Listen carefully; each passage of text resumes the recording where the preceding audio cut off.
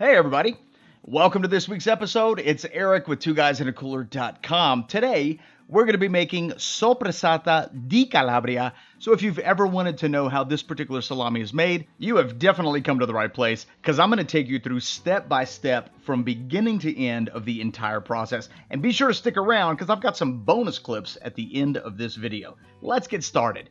The first thing we want to do, and we want to do it the night before we make our salami, is prepare our mold. I have an entire video dedicated to Penicillium nalgiavense, or mold 600 on salami, so check that link out if you want more information. But what we're basically doing is giving the mold a chance to wake up. We're going to leave it on our counter overnight.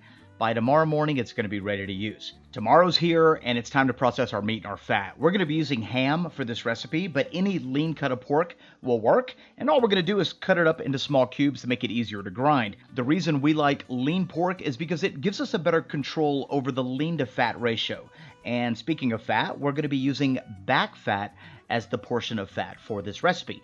We're going to cut the fat into small squares so that it's easier to grind, because we're going to pop this into our freezer and chill it to where it's just above frozen. You want your meat right below 35 degrees Fahrenheit.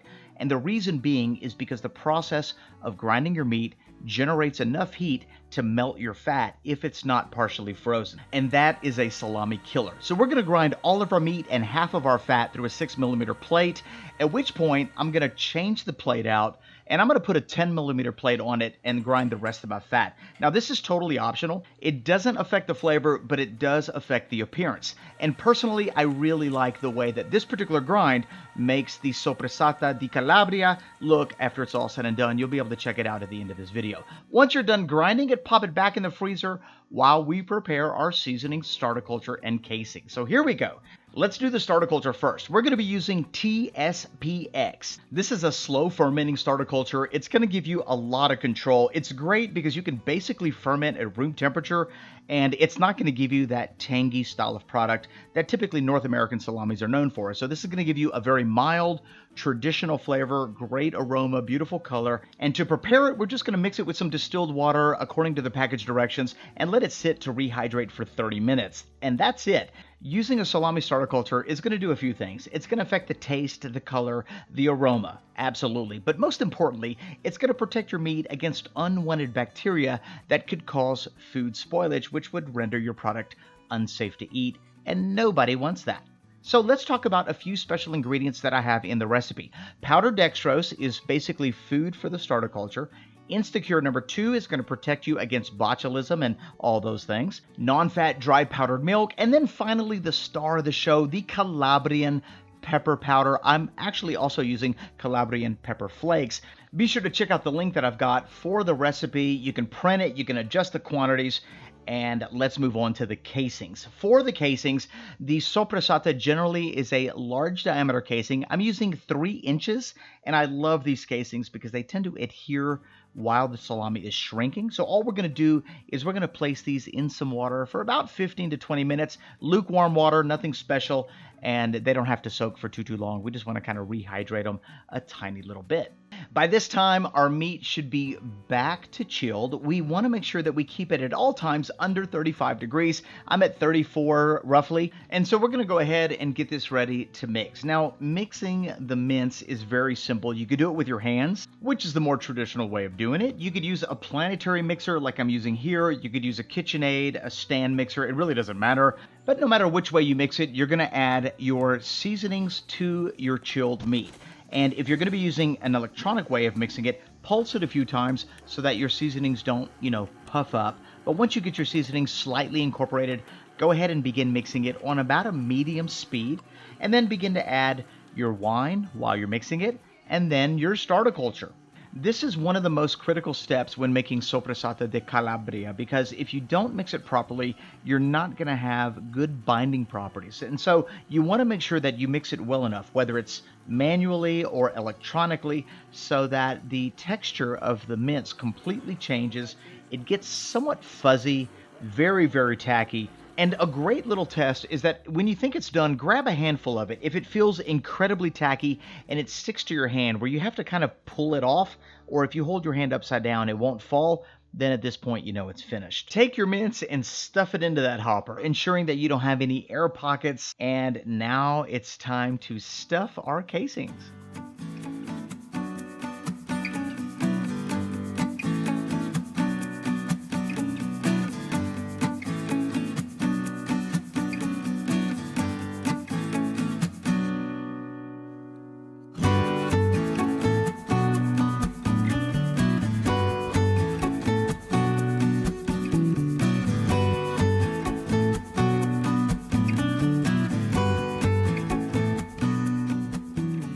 Now that our casings are stuffed, we want to tie them off. Now, this is really important because there is nothing worse than having a casing blowout in the middle of your drying chamber. So all I'm going to do is take some heavy-duty twine, twist my casing at the very top, and then tie a single knot. Now, what this basically is a modified bubble knot. So I'm going to take the excess part of my casing, bend it over the initial knot, and then tie it once more, giving it a really nice tug. And then I'm going to go ahead and loop it around, tie it once more, at which I'm going to take the excess string, tie it together, and what that's going to do is that's going to give me just a simple knot so that I can hang my sopressata in my chamber. And this is what that should look like when it's completely finished, totally sturdy, and it's not going to give way. Now it's time to prick our sopressata to get rid of any air pockets, but also to give our sopressata an opportunity to lose a little bit of moisture during the pressing. And then we're going to brush it with that Penicillium nalgiavense that we prepared yesterday at the very beginning of this video. Now that you've generously applied mold 600 to your sopressata, go ahead and weigh it, record that weight, and then write your target weight. You can target anywhere from 30 to 40%. I personally like 38%. That's what I'm going to recommend. So there we go. So here's a big question. What do we do with the leftover mincemeat that's in the tube of the stuffer? Well, we're going to take it and wrap it in some cling film, and we're going to put it to ferment with the rest of the salami. And now for the moment you've all been waiting for. The word sopressata is a derivative of the word soppressare, which in Italian means to press. Sopressata is a pressed salami. So here's how we're going to do it. And trust me, there are many, many ways to press your salami. The way I'm going to be pressing my sopressata today is by simply putting them in our kitchen pans, securing them with a couple cutting boards, and then putting 2 50-pound buckets of coconut oil directly on top. That's going to give me 100 pounds of weight on these sopressatas over the course of their fermentation period, which is about 48 to 72 hours. Now, it's important to notice, although I have mine in a dedicated refrigerator, the conditions that TSPX requires can be done at basically room temperature, 70 degrees up to 80, 85 degrees. And you don't even really need to worry about the humidity because as you're pressing it, the moisture is going to be released of the salami itself. It's already going to be a really humid environment. One piece of equipment that you're going to want to consider investing in is a pH meter, especially if you're going to make salami. When I use TSPX, I like to check my pH between 36 and 48 hours just to see where my sopressata is at. The target pH for TSPX is 5.0 to 5.2, and that's going to give you a very mild flavor. It's not going to be tangy, but it's going to be safe to consume. You're not going to have to worry about any bad bacteria. And as you can see right here, my pH meter is reading 5.19, totally perfect. It's time to transfer the sopressata from the fermentation stage to the drying stage. And let's take a look at what it looks like after roughly about 48 hours. And there's a lot of moisture. You can see right there, a lot of moisture in the pans has been expelled from the sopressata. It smells amazing. The color is beautiful. It's well defined. It's exactly where it needs to be. And if you do it the way I do it, you're also going to notice that at 48 hours, that mold 600 is going to start to develop. And we're now going to go ahead and transfer that to the drying chamber where it will dry out even further. That mold 600 will begin to bloom and completely cover the entire salami. which is exactly what you want. This particular mold is considered a warring mold, and it's going to outcompete other molds that you do not want growing on your salami. In addition to that, it's going to enhance the flavor. It has all kinds of benefits. And so here's the conditions of the drying chamber. You want to keep it at roughly 55 degrees Fahrenheit with an 80% humidity until you lose about 38% weight loss. And that's what we're looking at right here. A sopressata made of this diameter is going to roughly take about 50 to 60 days to completion, depending on your conditions. Look at the shape. It's been 60 days, and we have that classic sopressata shape. It's that nice oblong pressed look to this particular salami. I gotta be totally honest, I'm loving the way that it turns out. It's got a really nice firm feel to it.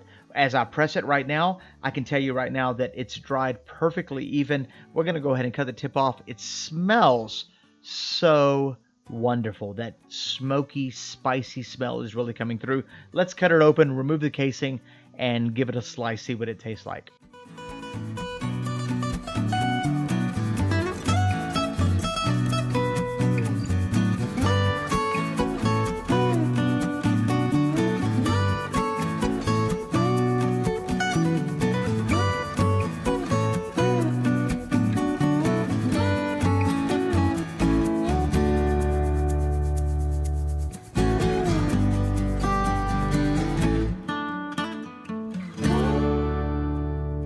All right, let's taste this Soppressata di Calabria.